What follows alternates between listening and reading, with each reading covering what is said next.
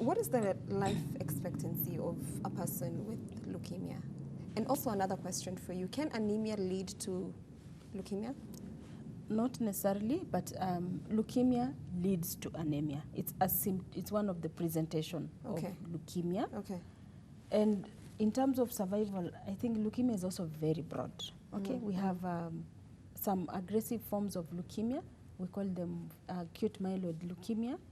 And there are other forms like ALL or acute lymphocytic leukemia, which are less virulent.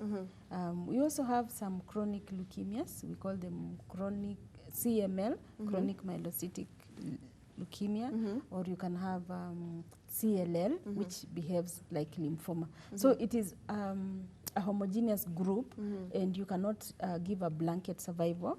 In fact, if you have like ALL, we have long-term survivors. You know, they go through treatment quite well, and some need bone marrow transplant, others don't need transplant. And if you have acute myeloid leukemia, those ones, sometimes after chemotherapy, you need bone marrow transplant. And survival can really be from months to years. Just depends on how lucky one is and how they go through the treatment. Are there stages as well? Being a blood cancer, it's really difficult to assign a stage. Yeah. All right. Now, growing up, I mean, I heard so many stories of people who have leukemia, but most of them were children. Is it true that it mostly affects children? That's true. Mostly children? Yeah, mostly children, especially the acute type. And how come mostly children? It could be genetic.